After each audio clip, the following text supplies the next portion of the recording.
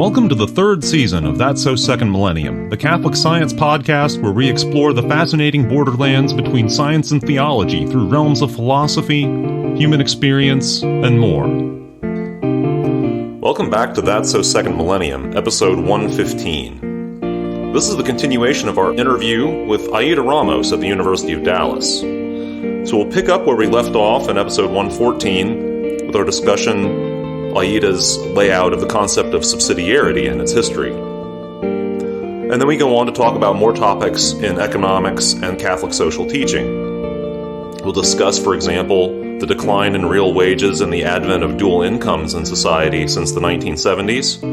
And then we'll discuss the concept of distributism, an idea that the term was coined in the early 20th century, and it describes an alternative to large capitalism, as opposed to simply meaning capitalism meaning free markets, and communism and socialism and large-scale engineering of the economy through the state. So without further ado, here's the rest of our interview, hopefully just our first interview, with Dr. Aida Ramos. We were deep in the midst of the roots of subsidiarity in things like the Roman concept of equity and continental law and economics.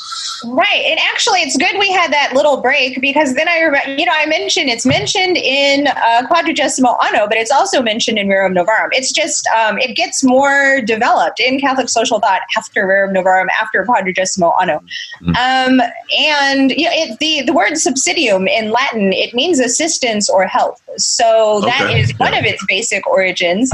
And then the other, I was talking about equity, which is giving to someone what they are due as a member of a community, which, that has a lot of implications for the development of Catholic social thought, because it's like, well, who is my community?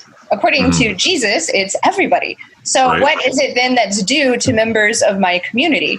And we've talked about the common good, but then also there is a responsibility on the part of higher authorities to not interfere in things that are none of their business and that can be solved at a local level or within the household, or like within my classroom. I get to make the decisions about what it is that I teach in this lecture. It's not the dean who decides that. Although it would be nice if we had, a requirement that everyone did have to discuss this, because I teach at a Catholic school. So the concept, I feel, is embedded in the concept of equity, and it has to do with rights and responsibilities. So that part, I'm still working on a paper about that. That got derailed, actually, because I was supposed to go back to Notre Dame and do some research last summer, but because of COVID, that didn't happen. I'm still working on it. So I'm still testing out those theories. But, but the Latin term, it's important to know that and to know that this wasn't something that that Pope Pius XI, who I almost forgot about again, that he didn't it's not something that he and the other clergy who helped him to write the encyclical. That's another thing that I think is important to know, is that the popes don't just write all of it by themselves. They get clergy to help them, who usually have a background in law and economics. And for Quadragesimo Anno, the German Jesuits who helped in the writing of these texts had a background in continental law. Sorry, there's a fly in here. I had opened the door earlier. So if you see something moving around, that's what's happening. I should have never opened that door. Anyway. So I think it is still tied to this concept of equity that arises in the law, but you can see the clear connection in the language of rights and responsibilities in Catholic social thought. I mean, you could also trace it all the way back to Aristotelian thought, because the Romans were also influenced by Greek thought. And so it has a lot of different, there's a thread of thought that runs through Western intellectual life that you can see being applied in Catholic social thought.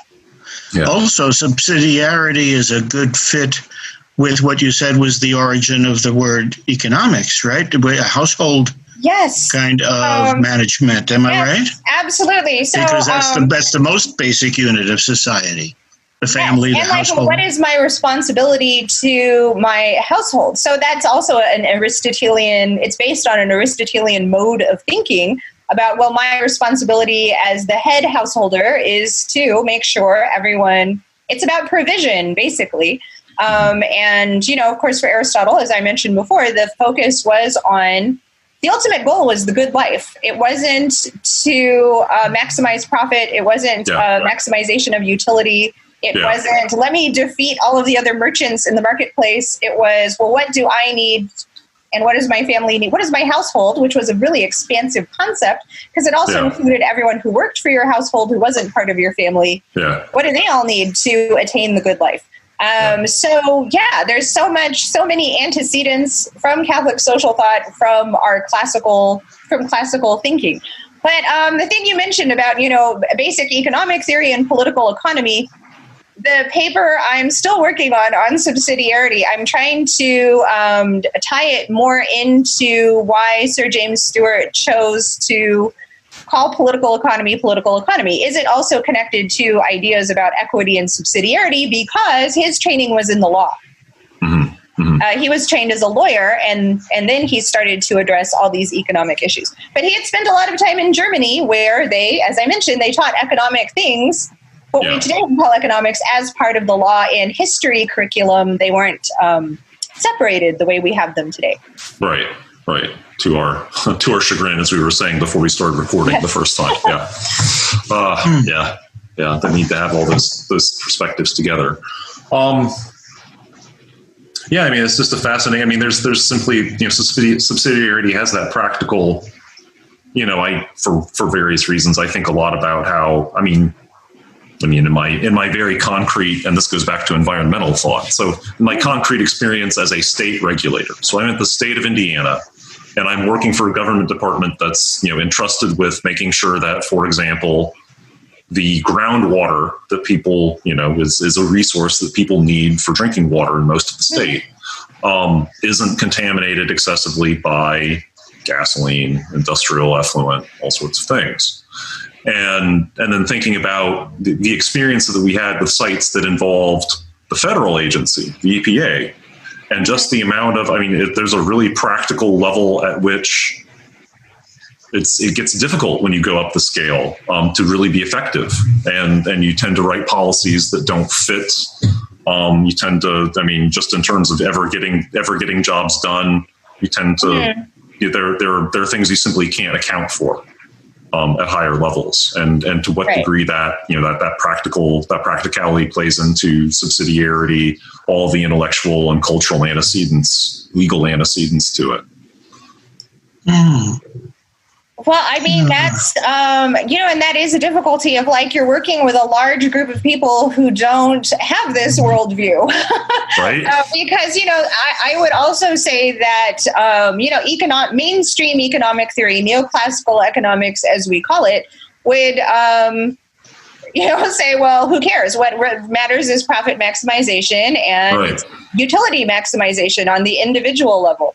There are trade-offs that can occur. Yes, some people's water could get polluted, but if they're willing to be compensated for that in some way, then that's fine. And because then firms can continue to maximize their profit. Yeah. But that then ignores, of course, what Pope Francis addresses in Fratelli Tutte about what he says, because so many different branches of our human experience have now adopted this economic model of thinking about the world and what we ought to be doing. It's come at such a vast human cost. And so the difficulties that you encounter, working within a bureaucracy, that can be part of that. When, someone is just very focused, say you have a higher up who's just very focused on showing their higher up, look, we've accomplished all these projects, we've checked off all the boxes, but they haven't put any thought or not enough into, well, how is this really going to affect the day-to-day lives of people? Right. All of that is really just a symptom of how... of our modern, condition, unfortunately, where a lot of privilege has been put on, well, can I show that I've accumulated all these projects and checked off all these boxes, rather than, well, what's in the boxes? How is it affecting people? Right. Not just the people who need to drink the water, but also the people who are working on this project, etc. Pope Paul VI said the world is suffering from a lack of thinking.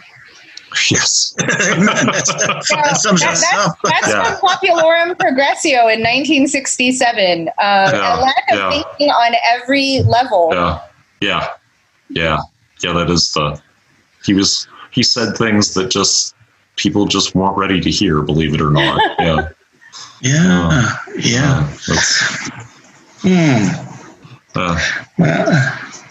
So I'm a little concerned now where our political debate is leaning more toward socialism and big solutions to everything. That's and it seems just to be it's just an unthinking denial of the logic of subsidiarity. And the logic of subsidiarity would probably still be amongst us more broadly if we were more family-minded, more household-minded, more just equipped with the logic of balancing one's budget and just doing the kinds of things that get one practically through everyday life.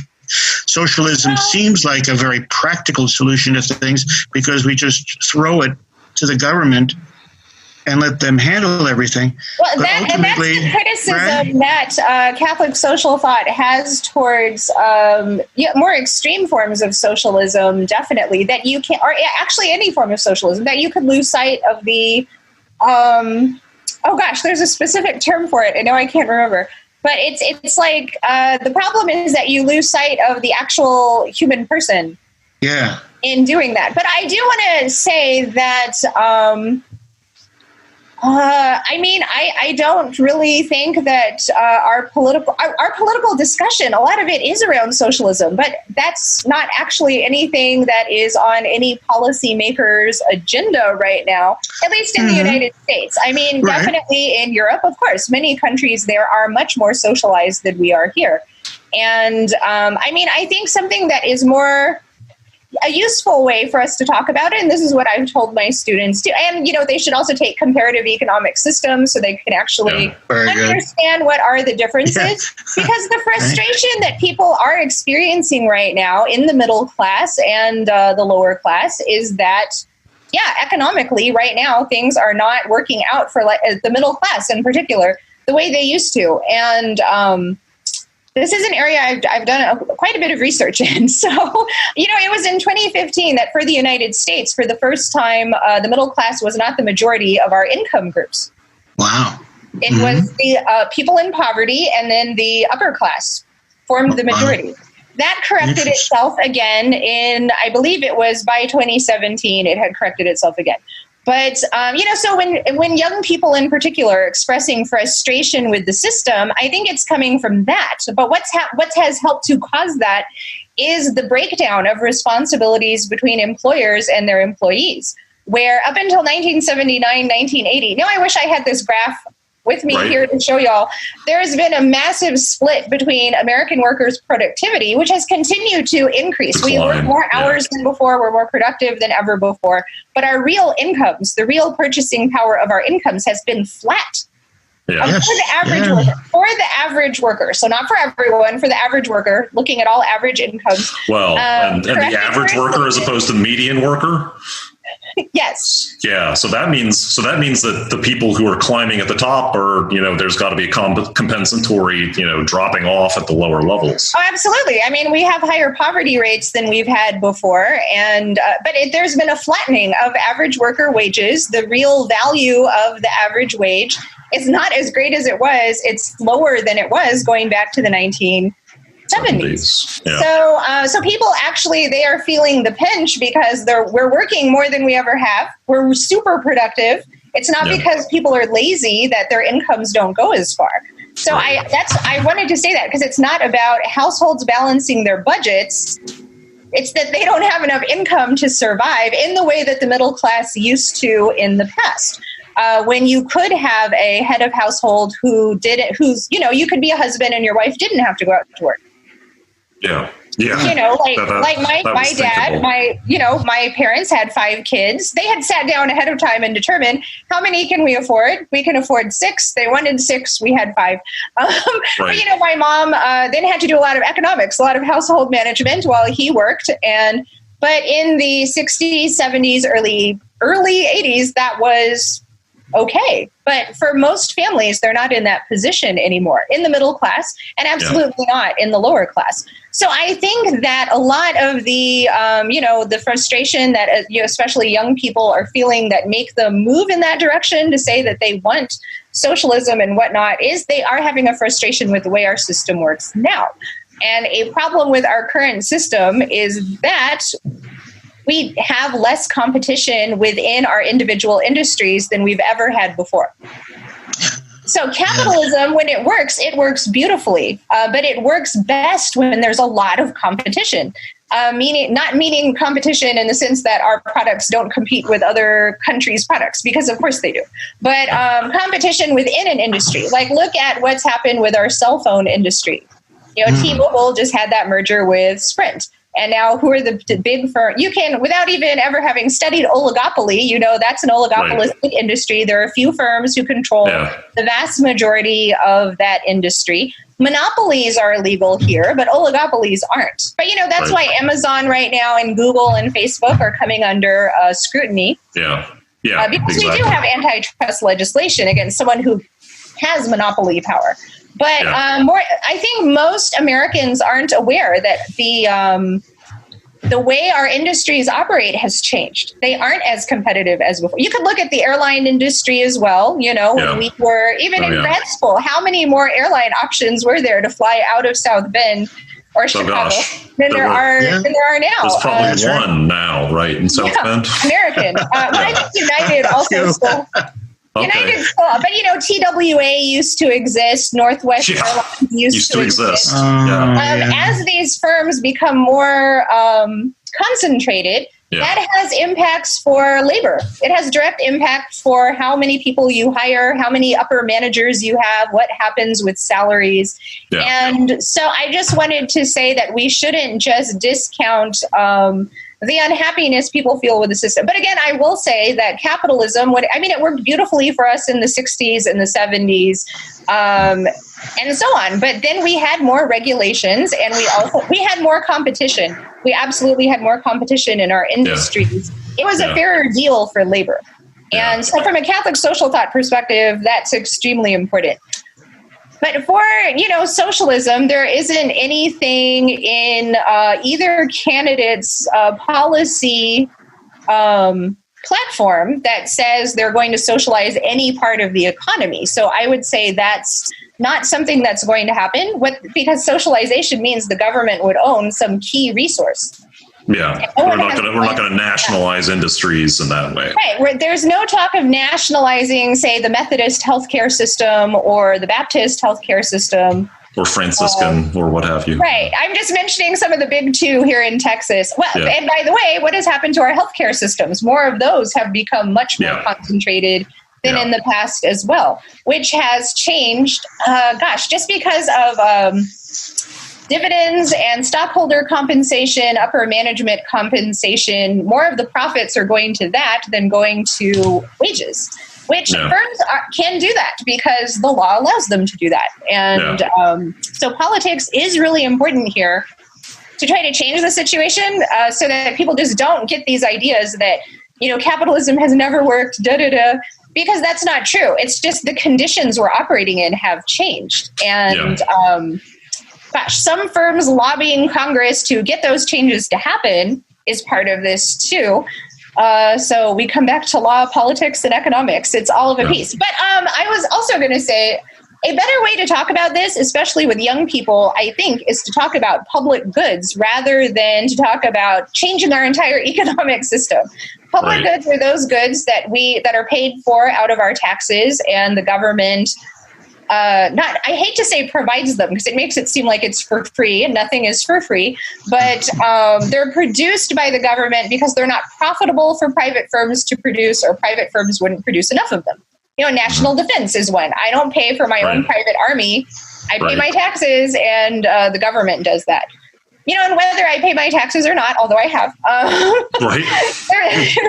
they're going to defend me. You know, they're not just looking at their GIS map of like, well, this house didn't pay their taxes, so we're not going to defend them from an attack from overseas, you know? That would be practical. Right. So we have public goods because they increase efficiency and they provide a thing that people need or want, but that wouldn't be provided enough of by private. Like if we did all have our own private armies, it would come down to, well, did you pay for it? No, so I'm not going to defend you, etc. Right. Or private roadways for that matter. Private roadways, although we do have toll roads, but our entire interstate system is a public good. The weather service is a public good. NASA is a public good.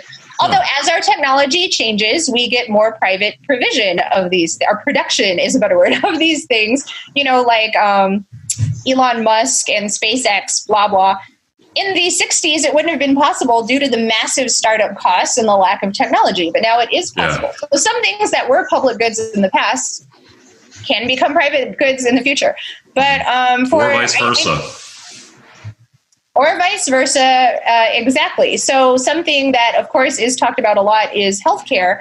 But the thing that we're doing here and that continues to be under discussion in policy is about how we deal with insurance, not how we deal with the health system.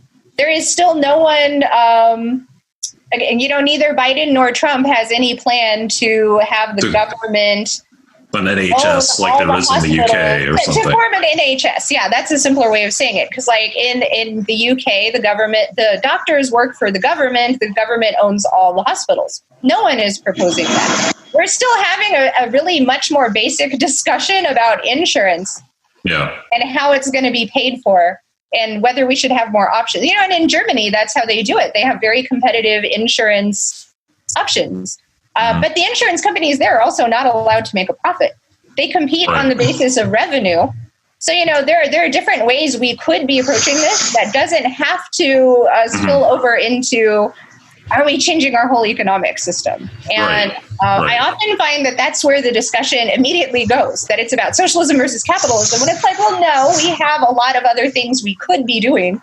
And we do already have some public goods. So I think for like healthcare, the question should be, do we want to make this a public good or do we want to continue to keep it as a private good? If we keep it as a private good, what are other things we can do to change the costs? Because that has been the problem for us, is the explosion in costs. Yeah, the uncontrolled explosion in costs, Right. So in both candidates, I keep saying candidates, but it's just that, right.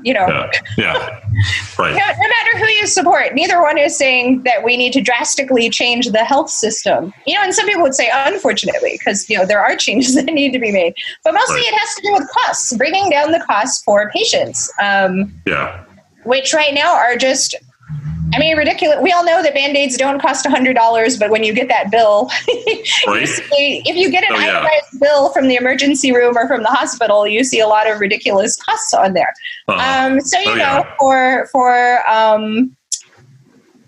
For President Trump, he had his executive order to the pharmaceutical companies, but nothing has happened with that since he signed it. But that is one thing you could do. Japan does that. They negotiate prices of drugs with pharmaceutical companies. We just haven't done that. For President-elect, I'm trying to be careful here because, officially the transition hasn't happened and there are still some states that haven't been called as we're recording this.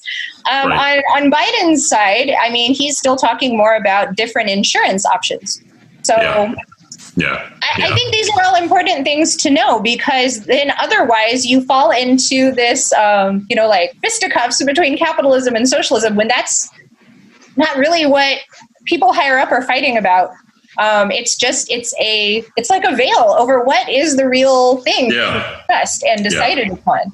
Yeah, we are really good at masquerading, at masking what the real issues are, and not, and it also gives people this false idea, and I think for some a false hope for people who really want this, that we are going the way of the NHS. We're not going the way of the NHS, not anytime in, I think, my lifetime. There's not the political will to do that. There's no political will. There's no financial will to do it, because a lot of the hospital systems contribute to campaigns, and it's just, you can't forget the Citizens United decision that allowed for unlimited private contributions from corporations to candidates. Gosh, then there's that. Yeah. And that actually is another thing that has changed the way our capitalist system operates. But that's something that could also be changed to restore us to the conditions in which the system functioned extremely well. But it's still, I just don't want people to give up on capitalism, honestly, because under the right conditions, it worked just fabulously for us for most of our modern history. There's, I mean, in capitalism in one sense, and then this is, we're getting to the point where this would have to be a future discussion. We didn't mention distributism at all, but that's been sort of lurking in the background when we've been talking about socialism versus capitalism in different senses. Of course, Chesterton or Belloc would have used capitalism in a different sense than we're using. Right. And for people who aren't familiar, distributism was an economic theory, is still an economic theory that was developed in the 19th century based on the writings of G.K. Chesterton and Hilaire Belloc, the historian, but also on the teachings of the Catholic Church. It's the principle of subsidiarity makes a fairly strong appearance in distributism. Absolutely. Yeah, they were taking their marching orders from Rerum Novarum. When in developing distributism? Can you say that again? They were taking their marching orders from Rerum Novarum kind of the marching orders for Chesterton and Belloc to develop? Sort of a proto-manifesto for it. The proto-manifesto of that, absolutely. And I think also that just things that were happening in the United States at the turn of the century when we did institute our antitrust legislation, because that was when the economic landscape changed for a lot of Americans again. Too, when you had a lot of movement of people to the cities, you had more urbanization occurring, but you also had at the same time until we had antitrust legislation, you had Standard Oil, you had Carnegie, who was, concentrating a lot of power. And so all of it together helped to influence that change or to develop this change in the U.S. and also in the U.K. Henry George is another important figure in the development of the concept of distributism, which, related to what I was just talking about, stresses the importance of property, but having more property, which would lead to more competition. So it's not about concentration of power in a very few owners. It's about spreading out the ownership of the means of production. It's also a reaction to Marxist thought, which was also against the concentration of ownership in a few hands. But the solution there, and the church agrees with that criticism. What it disagrees with Marxism on, of course, is that you need to have a revolution in order to change things. Right. Yeah. And that you have to be completely, that it believes in this like constant battle between classes that isn't that different than what you have in more extreme views of economic theory, where it's like, no, all firms everyone is always in competition with each other to maximize. War of all against all. Yeah. A war of all against all. I was part of a very interesting conference last December. That's how I learned how to use Zoom. It was the first virtual conference I had been a part of. And, luckily, because then I was prepared when we all had to go online. But it was a gathering of economists. The title of it was The Economy of Francesco, and it was gathering together economists, policymakers, students, anyone really who wanted to be part of it, to reflect on the teachings of Catholic social thought, but of Francis's most recent encyclicals. But he also had what's called different apostolic letters as to how we can all work together in our different areas to change people, the way in which we interact with each other. But Jeffrey Sachs, who is like the top development economist in the world right now, was a part of it, thank goodness. And he is very inspired by Pope Francis's thought. And he's also writing a new introductory economics textbook, which I think will be great, that will incorporate principles of Catholic social thought.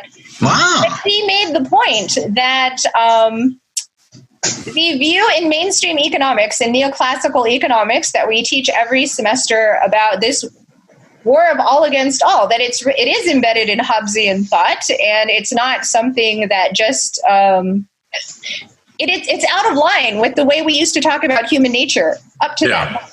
Yeah, it's very different than Aristotle's take on politics and human, interaction. Exactly. And so therefore this view, because in economics, it's treated as this immutable law, that this is how people are. We're always acting to maximize our own self-satisfaction to the exclusion of everything else. And, something I stress in my writing about the Scottish Enlightenment is that the Scots didn't see it that way. They allowed that self-interest is a huge motivator and it's a big incentivizer, but are using it as a big incentivizer. But that, especially in Stewart, who I mentioned was the one who came up with the term in English of political economy. And I say that because the term existed in French, but it was used differently. Is that he stresses that, why is it that people engage in economic activity? He uses the Aristotelian idea that, well, what is it natural for humans to do? It's natural for humans to procreate, have children. You want to provide for your children. And then the circle just keeps expanding outwards. So it's natural for people to congregate together. People like people. Yeah, and that's another thing that was an important part of Scottish Enlightenment thinking. Part of Adam Smith's discussion of the division of labor is about the interdependence between different people in society. He was just talking about it in an economic sense, not in the way in which other people had been talking about it. But often people, I would say, at least in economics, they stress the division part of it and how you end up producing more with it, which is important, but also important to Smith was how is economic society hanging together? We are all interdependent on each other. And he stresses actually in The Wealth of Nations that what he's writing about isn't about someone who is by themselves off in the woods somewhere, because that person is not in society. Right. Which, exactly. In economics, we do always talk about economic man, the self-interested, maximizing individual. And you don't talk about society at a very basic level. And that Smith would be appalled by that, because all of the Enlightenment thinkers were concerned about society. Yeah. And again, now I've gone far beyond what the original question was, and I don't remember what that's good. That's hyperlinking. At some point, we set off on the question of distributism, but it really is getting to the point where we really will soon need to call a halt to this episode. Okay. But hopefully we will, in fact, have you on again in the near future. Like you said, over the winter, we would love to do that. Use all the time. The time issue would not be a problem for me. So, if we have fair. Oh no, I don't know if we have time for this kind of meta question, but you're bringing up about Jeffrey Sachs incorporating Franciscan Pope Francis's thought, Catholic social teaching into and the whole Catholic. So the meta problem is that we do, it seems, almost have to start from scratch in our thinking about a lot of this, and it's because of what you cited a few moments ago. That, to fit everything into the current categories and labels that we have, we do have to have accounting systems that charge $100 for Band-Aids. And to me, that, we're increasingly living in a world of absurdities that people, based on old-fashioned home economics and household economics, they don't make any sense. Is there, negative interest rates don't make any sense. All of these things. Well, in some conditions, they actually do. If you need people to be spending more money in the economy, only in extreme emergency situations do they make sense. Oh, I see.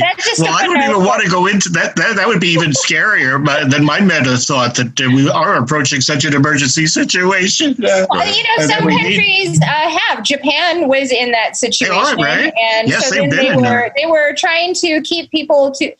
compared to us, Japan is not a consumerist society. We are a mad consumerist society. We have not had this problem. We're not big savers at all in the U.S. We don't have a problem with spending. So you adopt that route when you need more people to spend more in the economy and not save as much.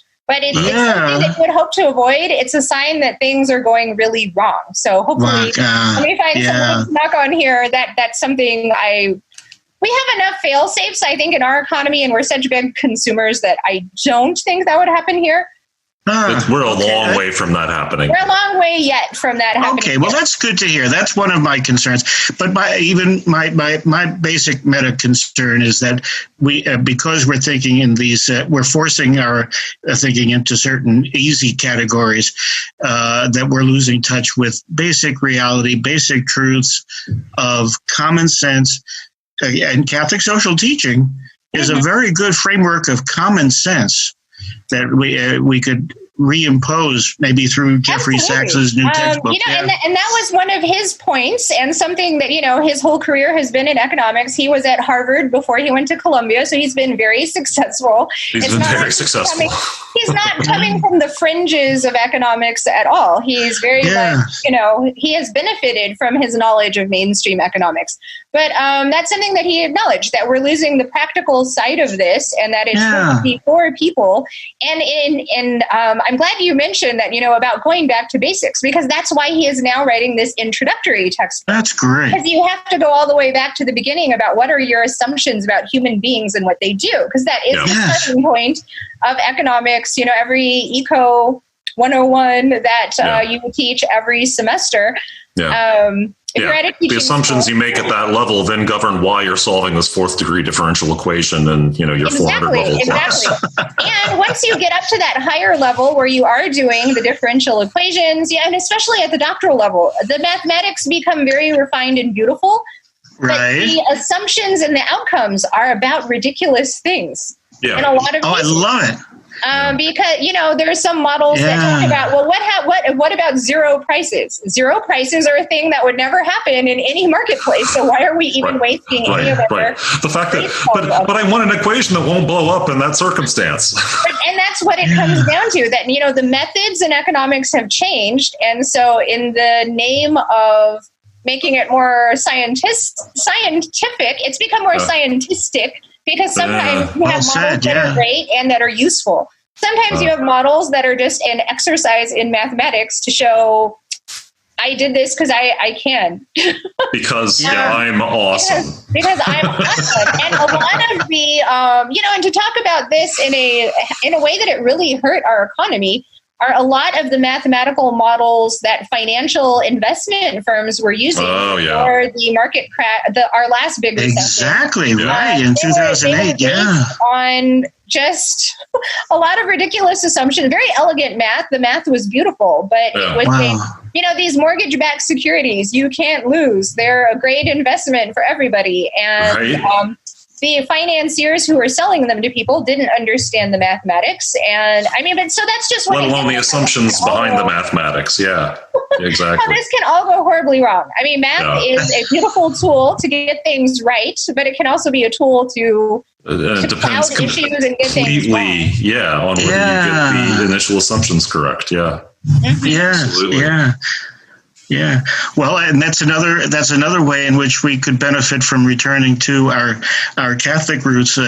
Instead of making elegance and beauty serve absurd explanations, we need to return to the idea of elegance and beauty, telling the beautiful story of Catholic art and Catholic wisdom and things that we inherently as human beings appreciate. And the good of living in community. And I had another thought here. That for people who aren't Catholic, who might be put off by that idea. Good point, right, yeah. It's important. That's why I wanted to stress that it has its antecedents in the Western intellectual tradition. And so I think that's why the liberal arts are important. It's still important for us to reflect on these things instead of, and for students to learn them instead of, learning only things that will help you get a career. Well, all of these things are also important for you to do well as a human being and in your career. Yeah. But there's a phrase that occurred to me when you were talking right now about It's a quote from Bono, lead singer of U2. I didn't mention your devotion to U2 at any point. But yeah, and it's correct. But he's also done a lot of work in development economics. He did a lot of work in bringing, especially under the George W. Bush administration, bringing bipartisan attention to development issues. And to establishing the President's Emergency Fund for AIDS, tuberculosis, et cetera. That has helped a lot of people in the developing world in massive ways. I could talk about that whole situation on a separate podcast. But anyway, the quote as a warning, we're going to lose this meeting in 20 seconds. Okay, don't let the perfect be the enemy of the good. Oh, yes. Yes. That's the quote. And it absolutely applies to the mathematical models thing we were talking about, but also to people who sacrifice sometimes what is for the human good for the sake of expediency. Yeah. Thanks for listening to this episode of That's So Second Millennium. TSSM's audio producer is Morgan Burkhardt. Our theme music, Igneous Grok, was composed and performed by Ben Marquardt. For my co-host Bill Schmidt, I'm Paul Giesting. Until next time.